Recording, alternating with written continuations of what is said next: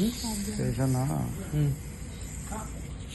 ఆంధ్ర నుంచి కొన్నారు constable, Andhra constable సన్యాసి నాయుడు, శేఖర్, సుబాని, మన తెలంగాణ నుంచి శివనాగరాజు, ప్లస్ ఒక ఉమ్మని తీసి ఉంటుంది నాగలక్ష్మి.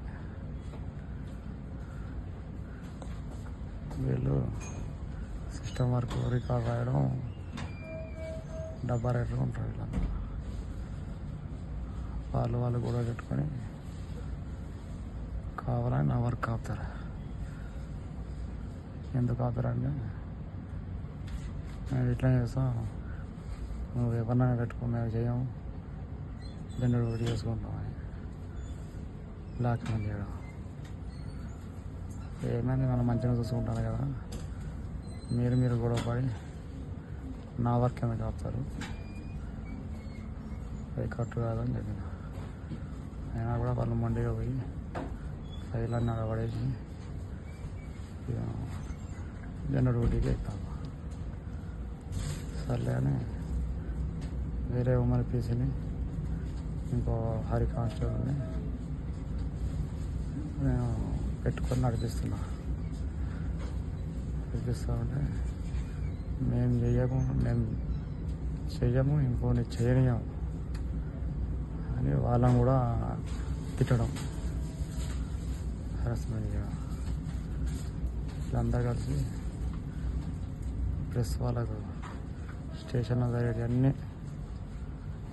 ఇంటెలిజెన్స్ కానిస్టేబుల్ శరత్ ఉంటాడు, వాళ్ళ బ్రదరు నమస్తే తెలంగాణ రిపోర్టర్ రాము,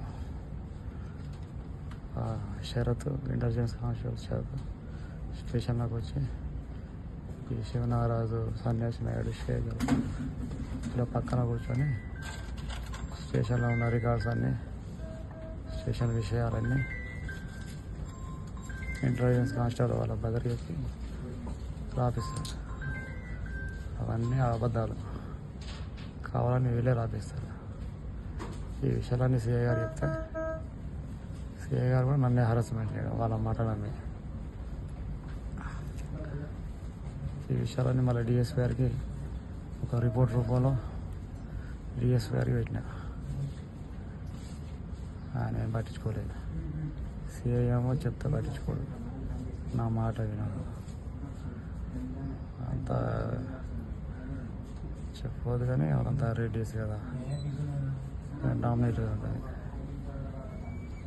సో ఇక కలవడానికి పోయినా కూడా కూర్చోమని చెప్పకపోవడం, నీళ్ళు పెట్టించి మాట్లాడడం ఇట్లా చేసేది.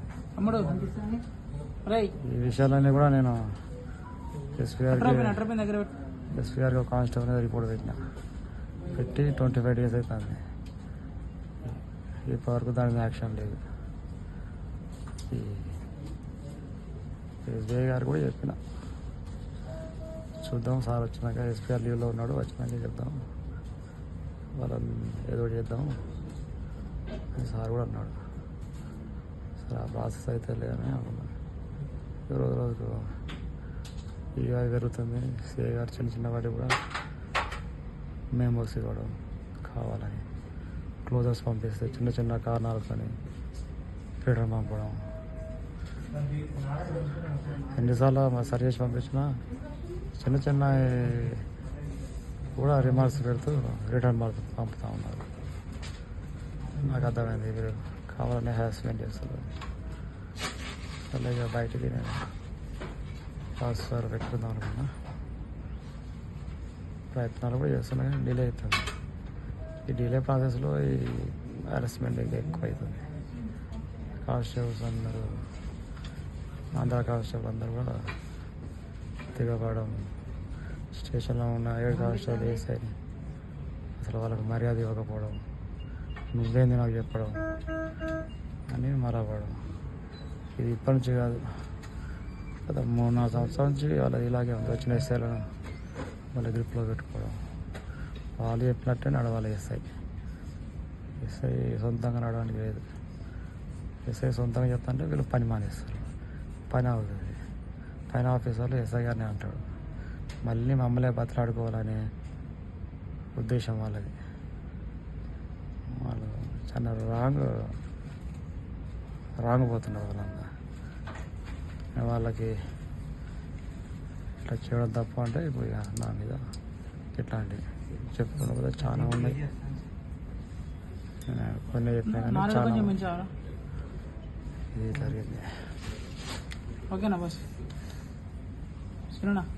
అంతే, ఇంకేమన్నా అంతే అంతే.